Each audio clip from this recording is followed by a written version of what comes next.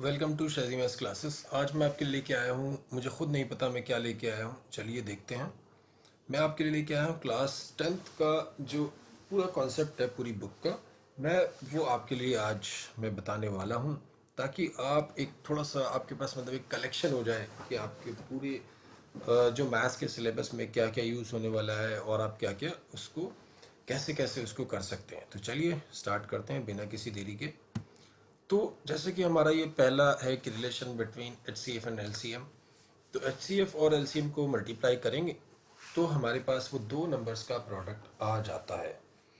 बात करें तो पॉलिनोमियल चैप्टर में उसमें हमारे पास स्टैंडर्ड फॉर्म होती है पॉलिनोमियल की a x square plus b x plus c, sum of zeros यानी कि जो उनके जीरोज हैं उनका जो फॉर्मूला होता है minus b by a, product of zeros.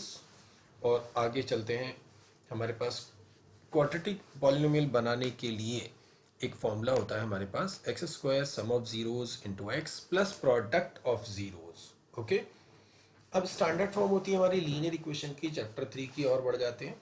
सामने आपके लिखी हुई, आपने 9th क्लास में भी देखा था ये, a x plus b y plus c equal to zero. अब अगर दो लाइन आपस में टकराती हैं, अगर दो लाइन ये जो हैं ये आपस में टकराती हैं, तो इसका मतलब इनको हम यूनिक सोल्यूशन इंटरसेक्टिंग लाइंस यानी कि कंसिस्टेंस भी कह सकते हैं। ठीक है ना। और a1 अपॉन a2 जो होता है इसमें नॉट इक्वल टू होता है b1 अपॉन b2 के। सिमिलरली अगर नो सोल्यूशन पैरेलल लाइन या इनकंसिस्टेंस है तो a1 a का जो रेशियो होता है वो तो इक्वल होगा b1 अपॉन b2 के, but c1 upon c2 not equal होगा। तो पैरेलल लाइन कुछ इस तरह से होंगी। अगर हम बात करें इनफाइनाइट सॉल्यूशंस की, तो मतलब जैसे एक लाइन है ना हमारी, तो उसी के ऊपर ये एक और लाइन होने वाली है, तो इसे हम कहते हैं इनफाइनाइट सॉल्यूशन, कोइंसिडेंट लाइंस या कंसिस्टेंस भी कह देंगे इसे। ठीक है। और हमारे पास a1 upon a2, b1 upon b2 और c1 अपॉन c2 तीनों के रेशियोज जो हैं इसमें इक्वल होते हैं। आगे चलते हैं, अगर हम क्वाड्रेटिक इक्वेशन की बात करें तो लाइक क्वाड्रेटिक पॉलिनोमियल जैसा ही है, बट इसमें इक्वल टू जीरो होता है। तो हमारे लिए इसमें डिस्क्रिमिनेंट का फॉर्मूला होता है a square sorry d equal to b square minus 4ac का, है ना। तो ये हमारे पास डिस्क्रिमिनेंट का फॉर्मूला है। अगर डी की वैल्यू जीरो से बड़ी आती है तो रियल रूट, और अगर डी की वैल्यू एग्जैक्टली जीरो आती है तो हम उसे रूट्स आर इक्वल या रिपीटेड रूट भी कह सकते हैं, है ना। और डी अगर लेस देन जीरो आता है तो उसके कोई रूट नहीं होते, या हम कह सकते हैं कि इमेजिनरी रूट्स कह सकते हैं उसके। ठीक है ना। अगर हमारे पास क्वाड्रेटिक फॉर्मूले की बात करें तो हमारे पास यही है, और बाकी हम मिडिल टर्म स्प्लिटिंग से भी इसको सॉल्व कर सकते हैं। अर्थमेटिक मीन हमने पता है कि ए मीन जो है ये इसे अर्थमेटिक प्रोग्रेशन यानी कि हम इसे ए पी कहते हैं, है ना, शॉर्ट फॉर्म है ए पी। तो ये इसमें कोई नंबर होता है हमारे पास, उसमें एक पर्टिकुलर नंबर ऐड या सब्ट्रैक्ट होता रहता है, उसे हम ए पी कहते हैं, जिसमें कि स्टैंडर्ड फॉर्म है a plus d, a plus two d, a plus three d, so on. A का मतलब है फर्स्ट टर्म, और यहाँ पर लिखा हुआ है any real number. Any real number से मतलब है कि वो प्लस में भी हो सकती है, माइनस में भी हो सकती है, और फ्रैक्शन में भी हो सकती है। ठीक है ना, डेसिमल में भी हो सकती है। इसी तरह से कॉमन डिफरेंस किसी भी टर्म से उस ए लिखा है ना, A N minus A N minus one, तो ये थोड़ा अजीब लग रहा है। इसका ये मतलब है कि किसी भी टर्म से किसी भी टर्म को माइनस, उससे पिछली टर्म को माइनस करें, कोई भी टर्म पिक करो, उसके प्रीवियस टर्म को उसमें से माइनस करो, तो हमें कॉमन डिफरेंस मिल जाता है। इसी तरह से इसको a2 माइनस a1 भी लिख सकते हैं। तो ये भी एक पॉजिटिव, नेगेटिव, फ्रैक्शन, डेसिमल, कैसा भी नंबर आ सकता है। ठीक है, रूट में भी आ सकता है। और अगर हम बात करें नंबर ऑफ टर्म्स की, ये नंबर ऑफ टर्म्स हैं जिसे हम n से डिनोट करते हैं, ये एक ऑलवेज नेचुरल नंबर होगा। भाई जैसे कि हमारी क्लास में कितने बच्चे हैं, तो हम कह सकते हैं 20 बच्चे हैं, 15 बच्चे हैं, ऐसे नहीं कह सकते 5.5 बच्चे हैं कि भाई एक ज़्यादा मोटा है तो भाई उसको 1.5 गिन लिया, या कोई पतला है बिल्कुल उसको आधा ही गिन लिया, ऐसा नहीं हो सकता, है ना। नंबर ऑफ टर्म्स जो है ऑलवेज एक नेचुरल नंबर आएगा। इसी तरह से ए एन को लास्ट टर्म या nth टर्म भी कह सकते हैं, और sum of n terms. A n का हमारे पास ये फॉर्मूला है, सम के हमारे पास दो फॉर्मूले, दो नहीं है, अगर ध्यान से देखेंगे तो ये एक ही है, बस वो टू ए को अगर हम ए प्लस ए लिखें तो वो लास्ट टर्म बन जाती है। ओके, आगे आ जाते हैं हमारे पास ट्राइंगल में। तो हमारे पास एक थ्योरम है, बहुत ही बेसिक मतलब बेहतरीन और बेसिक थ्योरम है, बेसिक प्रोपोर्शनलिटी थ्योरम। इसमें यही कहा जाता है कि अगर कोई ट्राइंगल के अंदर एक लाइन ड्रॉ करें किसी एक लाइन के पैरेलल, ठीक है ना, जैसे कि ये पी क्यू मैंने ड्रॉ किया, किसके पैरेलल है, BC के। अब दो लाइन बची है हमारे पास, AB और AC, तो इनका जो रेशियो होगा ना, जहाँ पर ये PQ डिवाइड करेगी तो वो सेम होगा। मतलब क्या, AP upon PB equals to AQ upon QC। Okay, तो अगर पैरेलल गिवन है तो ये रेशियो अप्लाई कर सकते हैं, और अगर रेशियो इक्वल आ रहा है that means lines are parallel. Chapter 7 में हमारे पास बस तीन ही फॉर्मूलाज हैं। एक है डिस्टेंस फॉर्मूला। डिस्टेंस फॉर्मूला यानी कि दोनों x को माइनस करो और उसका होल स्क्वायर कर दो, फिर दोनों y को माइनस करो, उसका होल स्क्वायर कर, दोनों को ऐड करके उनका रूट निकाल देना। ये हमारे पास डिस्टेंस फॉर्मूला। सेक्शन फॉर्मूले की बात करें तो अगर हमें रेशियो वगैरह दिया होता है, दो पॉइंट को, कोई एक पॉइंट, दो पॉइंट को मिलाने वाली लाइन कोई एक पॉइंट से डिवाइड होती है किसी रेशियो में, तो हम ये लगा सकते हैं। अगर वो पॉइंट एग्जैक्टली दोनों पॉइंट के बीच में आ जाए तो वो मिड पॉइंट कहलाएगा। और मिड पॉइंट में क्या होता है, x1 प्लस x2 अपॉन 2 और y1 प्लस y2 अपॉन 2। और ये है ट्रिक। को देख लिया अपनी लापरवाही का नतीजा, पहले याद करना चाहिए था। चलो अभी याद कर लो, बहुत टाइम है अभी तो ये हमारे कुछ फॉर्मूलाज हैं, साइन, कॉस, टैन, सेक, कोसेक, कॉट, ठीक है। और हमने क्या देखा कि ये हमारे ट्रिग्नोमेट्रिक टेबल है।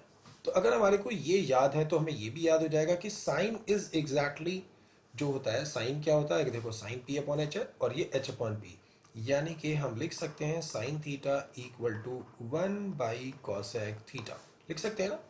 और इसी तरह से मैंने देखा कि कॉस जो है सेक का इक्वल है, यानी कि cos theta can be written as 1 by sec theta. Okay, इसी तरह से टैन कॉट का होता है, रेसिप्रोकल कॉट टैन का होता है, ठीक है ना। और टैन को साइन बाई कॉस भी लिख सकते हैं, और कॉस कॉट को कॉस बाई साइन भी लिख सकते हैं। और ये आ चुकी है हमारी ट्रिग्नोमेट्रिक टेबल, ठीक है ना। तो ये तो भाई याद ही करनी है। अगर ये शुरू के फॉर्मूलाज याद हैं तो शायद ये भी याद हो जाएगी बहुत आसानी से। अब हमारे पास जो हमारी मेन आइडेंटिटीज़ हैं वो मैंने अभी नहीं लिखी थी। तो हमारे पास तीन आइडेंटिटी हैं, sine square theta plus cos square theta equal to 1 plus tan square theta equals to sec square theta, और 1 plus cot square theta equal to होता है कॉसेक स्क्वायर थीटा। ओके, तो अब हम इनको इधर उधर चेंज कर सकते हैं, यानी कि अगर साइन को उधर भेज दें तो 1 के पास साइन चला जाएगा, 1 माइनस साइन स्क्वायर हो जाएगा कॉस स्क्वायर। मेन तो यही है तीनों, है ना। बस इनको इंटरचेंज कर करके हम ना दो और बना सकते हैं। और अगर हम कॉस को भेजते हैं 1 के पास तो 1 माइनस कॉस स्क्वायर हो जाता साइन स्क्वायर। इसी तरह से 1 प्लस टैन, अगर हम टैन को उधर भेज दें सेक के पास तो sec square minus tan square हो जाएगा, और इधर क्या बचेगा वेला 1। या अगर हम खाली 1 को भेजते तो सेक स्क्वायर माइनस 1 हो जाता टैन स्क्वायर थीटा। सिमिलरली ये वाला आप खुद करके बताइएगा, ये वाले की तरह ही है बिल्कुल, है ना। तो चलिए आगे चलते हैं। अगले उसमें आता है टैंजेंट, ठीक है ना। एक हमारे पास बीच में मैंने उसके बारे में नहीं बताया, हाइट्स एंड डिस्टेंस के बारे में। तो उसमें तो बस यही याद रखना है कि कौन सी साइड हमें निकालनी है और कौन सी गिवन है, उनसे क्या रेशो बनता है, और वही ट्रिग्नोमेट्रिक रेशो लगा के हमें उसका आंसर निकालना है। अब हम आ जाते हैं चैप्टर 10 सर्कल पर। सर्कल में क्या कहता है, एक सर्कल को एक ऐसी लाइन जो छू कर निकल जाए किसी एक पॉइंट से, उसे हम टेंजेंट कहते हैं। तो हमारी पहली थ्योरम क्या कहती है कि रेडियस और टेंजेंट के बीच में ऑलवेज 90 डिग्री होता है। तो मतलब एंगल बी और एंगल पी जो है वो, एंगल ए और एंगल बी जो है वो 90 होगा। और एक्सटर्नल पॉइंट से दो टेंजेंट ड्रॉ किए जा सकते हैं और दोनों का लेंथ जो है हमेशा इक्वल होता है, ठीक है ना। और ये भी याद रखेंगे कि दोनों टेंजेंट के बीच का एंगल और सेंटर पर पॉइंट ऑफ कांटेक्ट से बनने वाला एंगल, ये दोनों आपस में सप्लीमेंट्री होते हैं। एक क्वेश्चन भी है सीधा साधा। अगले पर आ जाते हैं, एरिया ऑफ सेक्टर। सेक्टर मतलब जैसे कि हमारे पास सर्कल है, सर्कल में अभी पिज्जा तो खाया होगा ना आपने। तो पिज्जा का जो पार्ट होता है वो गोल वाले पिज्जा की बात हो रही है, शायद चौकोर मैंने कभी देखा नहीं पिज्जा, लेकिन जनरली भाई किसी की मर्जी चौकोर बना ले, लेकिन मैं गोल की बात कर रहा हूँ। तो जो उसका एक स्लाइस होता है वो सेक्टर कहलाता है। तो उसका फॉर्मूला देखो, सेक्टर का फॉर्मूला सर्कल के फॉर्मूले को बस थीटा अपॉन 360 से मल्टीप्लाई कर देना, क्योंकि सर्कल के एरिया का एक पार्ट है ना। तो ये भी सेक्टर है और इधर वाला भी सेक्टर है। अगर हम ये वाला एंगल यूज करते हैं तो थीटा इधर का लेंगे, और अगर हमें बड़ा सेक्टर का निकालना, भाई पिज्जा का एक स्लाइस निकाल लेंगे, तो वो पिज्जा हमने खा लिया, तो जो बचा है वो भी तो पिज्जा ही है ना। तो इसका मतलब ये अगर हम ये पीस निकाल लेते हैं, सेक्टर है, तो ये जो बचा है ये भी सेक्टर ही है, बट डिपेंड करता है कि अगर हमें बड़े का निकालना है तो उधर वाला थीटा ले लेंगे, और छोटे की तरफ का निकालना है तो छोटे की तरफ का थीटा ले लेंगे।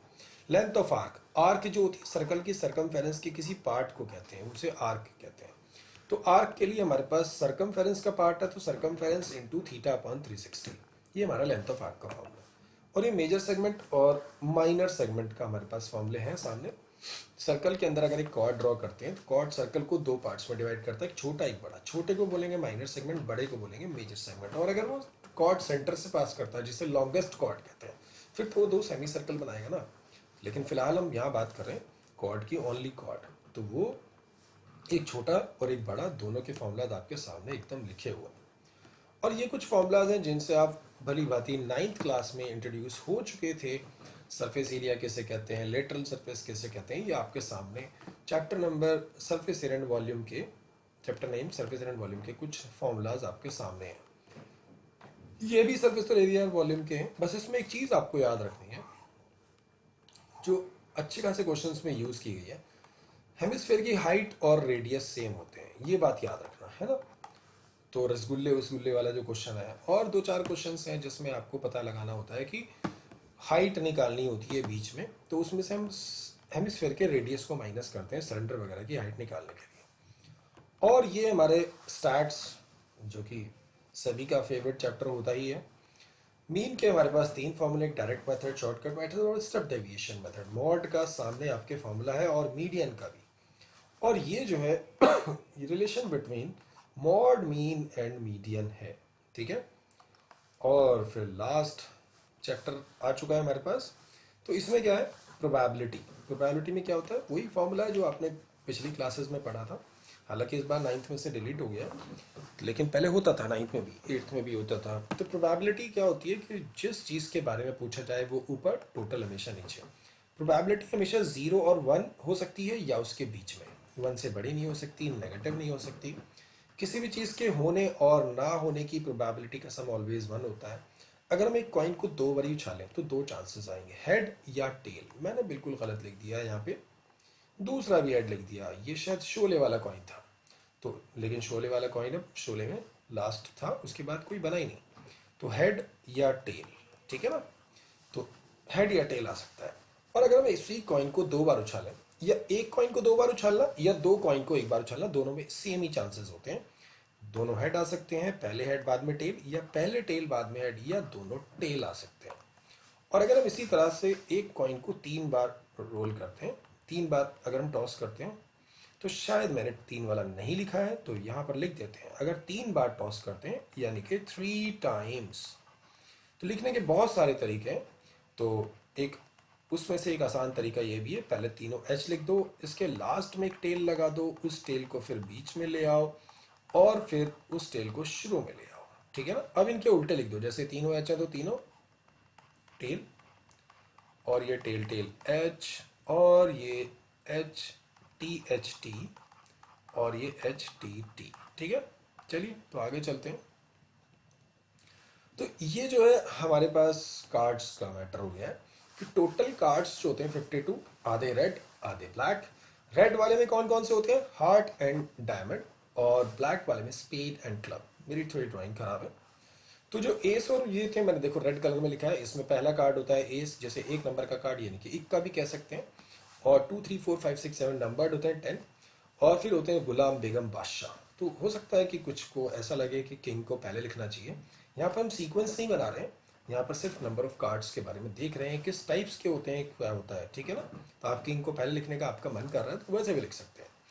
तो ये जैक, क्वीन और किंग जो होते हैं, इन पर फेसेस बने होते हैं, तो इसलिए इनको हम फेस कार्ड कहते हैं। तो फेस कार्ड कितने हुए, 12, यानी कि आधे लाल और आधे काले, बोले तो 6 एस मतलब इक्का यानी कि एक नंबर वाले कार्ड 4 होते हैं, आधे लाल और आधे काले।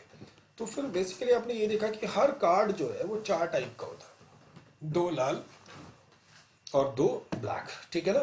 तो ये पूरा हमने देख लिया कि क्या क्या फॉर्मूलाज यूज हो सकते हैं, ठीक है, हमारी 10th क्लास में।